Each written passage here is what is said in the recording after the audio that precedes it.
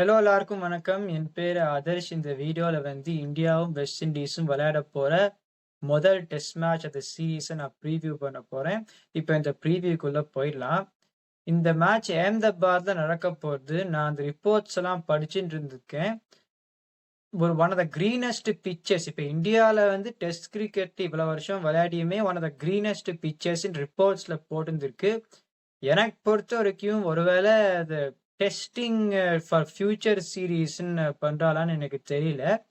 ஆனா purely to win this series this மேட்ச்னு green பிச்சுக்கு பதில சம்திங் டு சூட் இந்தியானா ஒரு ட்ரெடிஷனல் சப்கான்டினென்டல் சர்ஃபேஸ், அதாவது முதல் 3 நாள்ல பேட்டிங்க்கு நன்னா இருக்கும்.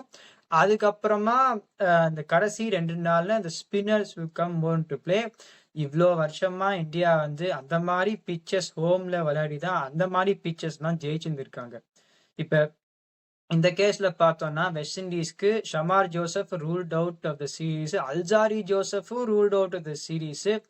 இப்போ ஒரு அளவுக்கு ஒரு ரெப்யூட்டேஷன் இந்த சீரீஸுக்கு முன்னாடி ஒரு அளவுக்கு ஒரு ரெப்யூட்டேஷனோட உள்ள போற ஒரு பவுலர்னா ஜேடன் சீல்ஸ். இந்த எனக்கு பொறுத்த வரைக்கும் இந்தியா ஒரு ட்ரெடிஷ்னல் சப்கான்டினென்டல் சர்ஃபேஸ் கொடுத்தா அந்த முதல் 3 நாள்ல இந்த ஃபாஸ்ட் போலிங் அட்டாக் விக்கெட் எடுக்கிறதுக்கு ரொம்ப கஷ்டப்படும். It should be good for India. West இண்டீஸோட ஸ்பின்னர்ஸும் பார்த்தோம்னா இப்ப நிறைய பேர் வந்து அந்த திரும்ப ட்ராக் பிச்ச ஆரம்பத்திலே உழைச்சிட்டதுனால இந்தியா வந்து அந்த மும்பை மேட்ச்ல நம்ம பார்த்தோம். அந்த மாதிரி இந்த கேஸ்ல பண்ண மாட்டாதான் நான் நினைக்கிறேன். ஸோ வெஸ்ட் இண்டீஸ் ஒரு 3 ஸ்பின்னர் விளையாடினாலுமே இந்த முதல் 3 நாள்ல விக்கெட் எடுக்கிறதுக்கு ரொம்ப கஷ்டமா இருக்கும். And India still on good track to bat on red ball கிரிக்கெட்ல ஸ்பின் போட்டா இந்தியா வந்து கம்ஃபர்டபுளா விளையாடிடுவான். எனக்கு பொறுத்த வரைக்கும் that's what it will B.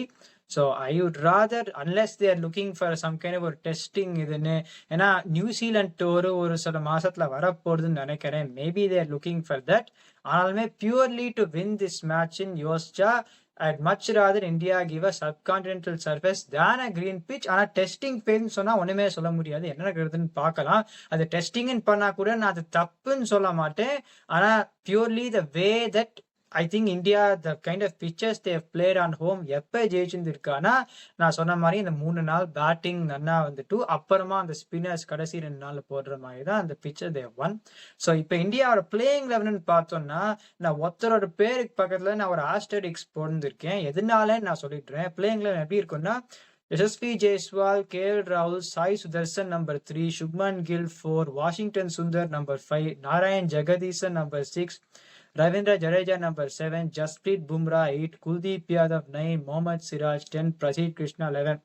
இப்ப வெஸ்ட் இண்டீஸ்க்கு எதிராக விளையாடுறச்சே பும்ரா வந்து 2 டெஸ்ட் விளையாடியே ஒரு டெஸ்ட் கூட விளையாடியே ஆனுமானா நான் இல்லைன்னு தான் சொல்லுவேன்.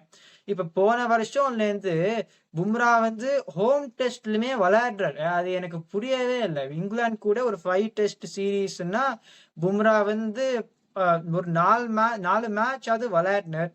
எனக்கு பொறுத்த வரைக்கும் அன்லெஸ் ஒரு ஆஸ்திரேலியா டூர் இந்தியா, நியூசிலாந்து கூட குட் பிளேயர்ஸ் ஆஃப் ஸ்பின்னு சொல்லலாம். One of the better players of spin compare to the other nations tour இந்தியான்னு பார்த்தோம்னா ஒருவேளை அந்த 2 டீம் கிட்ட மட்டும் மேபி பும்ரா கேன் பிளே. அதை தவிர இந்த வெஸ்ட் இண்டீஸ் டீம்ல பும்ரா வந்து ஸ்குவாட்ல இருக்கிறதுனா for the West Indies series அது எனக்கு புரியவே இல்லை.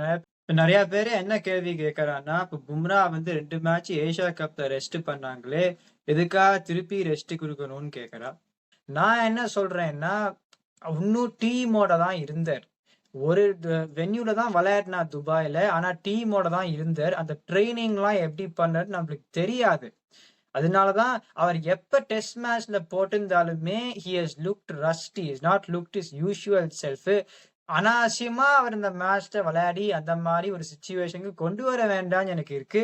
ஸோ ஒரு கிரீன் பிச்னா I won't be surprise. Bumrah விளையாடினாலுமே விளையாடுவா. ஆனா நிதிஷ்குமார் ரெட்டி இருக்கார். இப்ப முகமது சிராஜ், பிரசீத் கிருஷ்ணா, நிதிஷ்குமார் ரெட்டி, அப்புறம் 3 ஸ்பின்னர், அதுக்கப்புறமா இந்த பேட்டிங் லைனப்பை வச்சுட்டு ஒரு கஷ்டமான ஒரு பொசிஷனுக்கு இந்தியா வந்தான்னா பும்ரா விளையாடாததுனால இந்த பொசிஷனுக்கு வந்திருந்திருக்கான்னு சொல்ல முடியாது எனக்கு பொறுத்த வரைக்கும். ஸோ தட்ஸ் வை நான் வந்து இந்தியாக்குள்ள பொதுவா பும்ரா வந்து சப்கான்டினென்ட்குள்ளேயே டெஸ்ட் கிரிக்கெட்ல நான் பும்ரா விளையாட மாட்டேன். ஆனா அவன் வந்து விளையாட தான் போறான்னு நினைக்கிறேன். என்னங்கிறதுன்னு பார்க்கலாம்.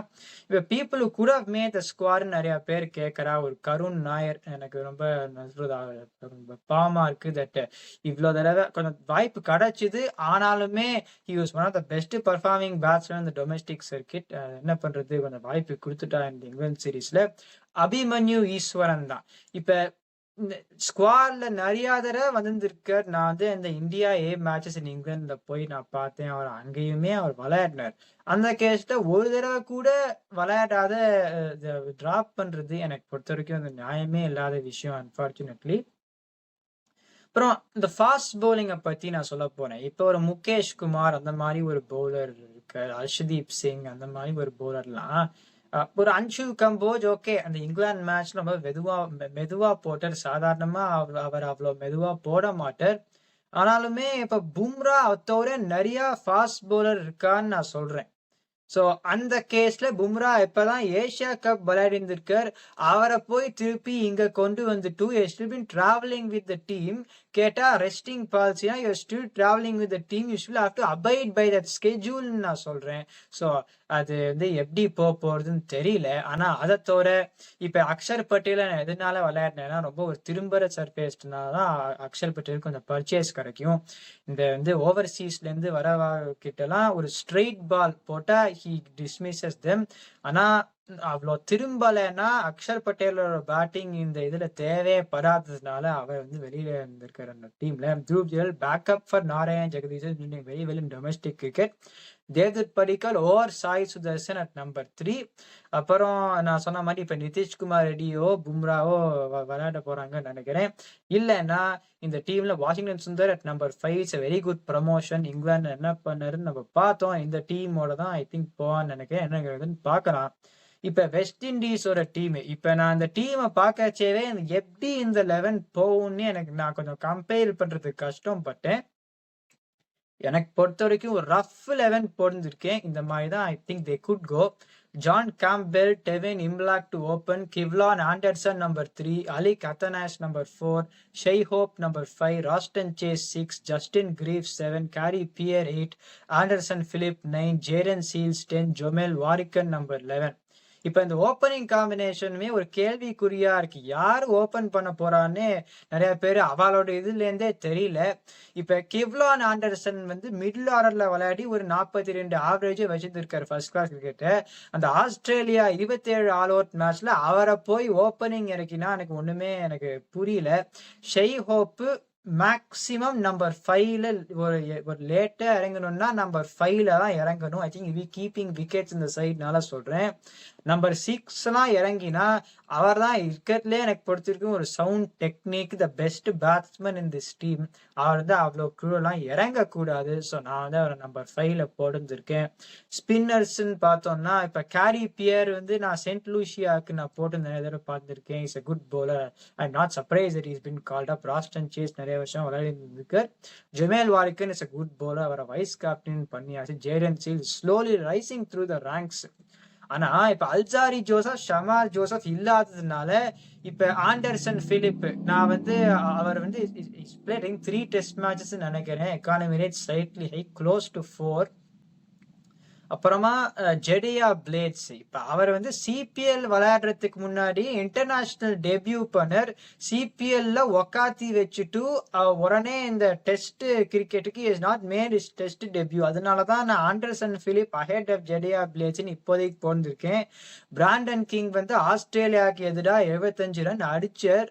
அதை தவிர அந்த latter half the CPL I know it's different format. அவர் ஒரு 98 அடிச்சுட்டு இஸ் பின் கெட்டிங் ஸ்டார்ட்ஸ் ஒரு 29 மாதிரி அடிக்கிறார். அப்புறம் அவுட் ஆயிட்டார். அவர் டெஸ்ட் கிரிக்கெட்டரானா அது கொஞ்சம் சந்தேகமா தான் இருக்கு. ஆனாலுமே they've got him in the squad. இப்போதைக்கு நான் போட்டுருக்கேன். ஏன்னா நான் மிடில் ஆர்டர் பார்த்தா இப்ப கெவ்லான் ஆண்டர்சன் வந்து 42 ஆவரேஜ்னா இந்த லேண்ட்ஸ்கேப் வச்சுட்டு விளையாடிதான் ஆனும். அலி கத்தனா I think is a good talent. Shai Hope is also very good player. அந்த மிடில் ஆர்டர் வந்து I think they can do a job. Of course, playing against India is a stiff task. ஆனா அப்புறம் டேக்னரைன் Chanderpaul வந்து முதல்ல ஜிம்பாப்வேக்கு எதிரா ஒரு century அடிச்சாரு. அப்புறமா they left him out of the side but is in the squad. Johann Layne வந்து ஒரு யங் ஃபாஸ்ட் bowling ஆல்ரவுண்டர். ஆனா எக்ஸ்பீரியன்ஸ் கிடையாது. எனக்கு பொறுத்த வரைக்கும் அவர் உள்ள வரது கஷ்டம். இப்ப நான் என்ன சொல்றேன்னா, இப்ப ஜேசன் ஹோல்டர் எதனால டெஸ்ட் கிரிக்கெட் விட்டாருன்னு எனக்கு புரியல. ஏன்னா இப்ப சிபிஎல் நல்லா T20ல பெர்ஃபார்ம் பண்ணார். அதை தவிர T20லே is a frontline name despite isn't playing in global leagues எனக்கு தெரியல. ஆனா டெஸ்ட் கிரிக்கெட்ல வந்து நிறைய தடவை பவுலிங் போடுறச்சே ஒரு 2 run per over economy rate கூட வராது.